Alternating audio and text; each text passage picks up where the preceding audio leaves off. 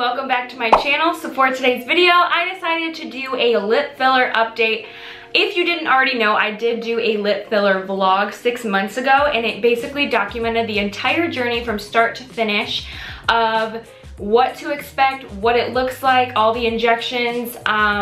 I filmed all of that, and I filmed the healing process for 2 weeks. I filmed getting the Botox done, all of that. So I'm gonna link that down below if you haven't seen this. But if you have seen that part, this is for the people who have seen it and are still debating on getting lip injections, or maybe they just wanna see where I am with the whole process.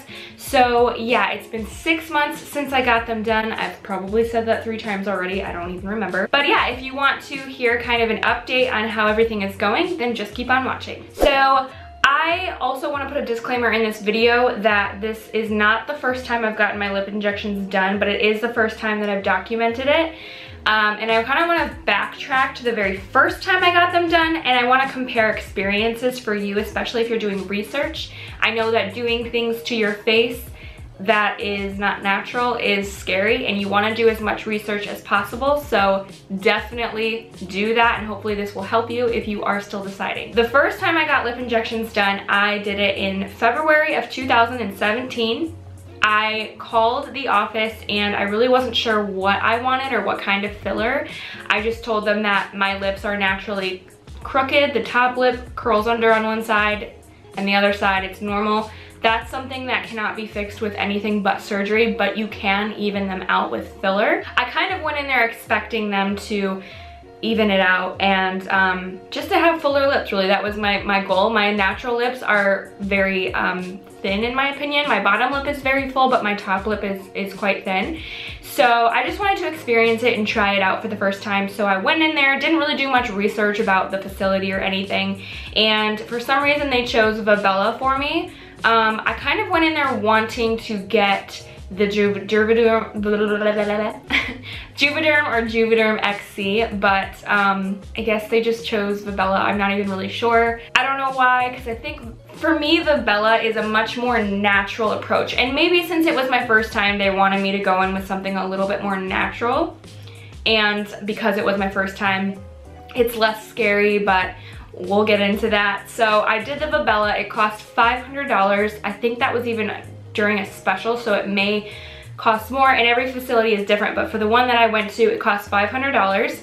And one thing I noticed with Vabella the very next day were my lips were so swollen, and they were like that for weeks. But after about a week of getting it done, I thought my lips were, oh my god, this is perfect, this is what I want.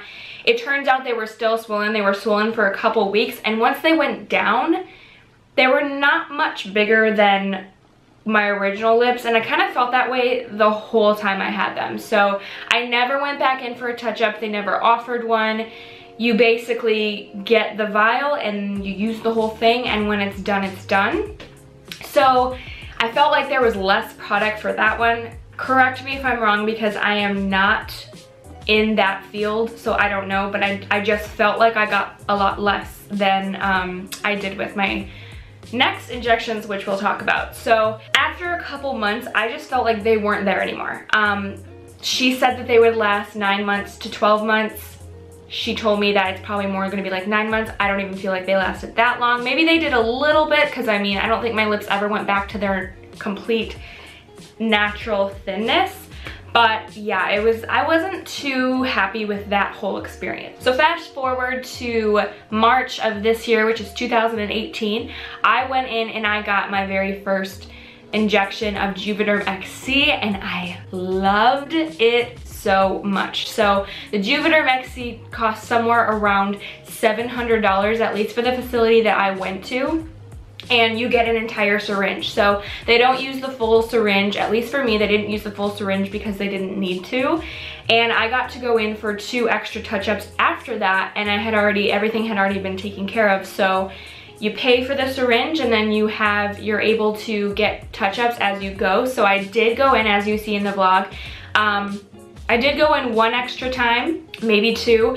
And then I did go in and get, I did not document this, but in May, I got just whatever was left in the syringe to fill out the outer parts of the lip, just to make the top lip a little fuller. So all in all, what I can say about Juvederm versus Vibella is Juvederm, you feel it in your lips, and Vibella, you don't. It's much more natural. So Juvederm I prefer because I like to be able to still feel it, to know I got my money's worth or whatever. It's 6 months later, and I have to say that at this point, 6 months later, I am starting to want to go back and get more. My reasoning for that is I am starting to see them deflate just a little bit. Not so much the bottom lip, but the top lip where my lip naturally curls under. I am starting to see that I do want to go back and get more. However, I still think they're quite full from when I got them 6 months ago, even with the touch-ups and everything. And I did get a little bit of Botox up here just to help my lip from curling under. I think that really helped a lot too. That definitely helps the injections last a little longer in my opinion.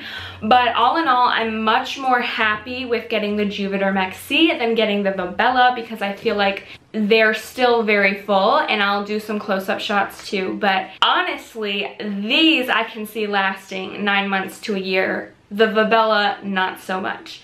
So I'm really, really happy with this. If I wanted to spend $700, I'd probably go in at this point, this 6 month point, just for me, and maybe getting a little bit of a touch-up, but having that needle for later. However, I don't think that's necessary, and for it to continue to look natural, I'm gonna just stick to doing it once a year because it is a thicker filler, and the fact that you can feel it, I don't wanna go overboard. Like, I just wanna look like I have naturally full lips, you know?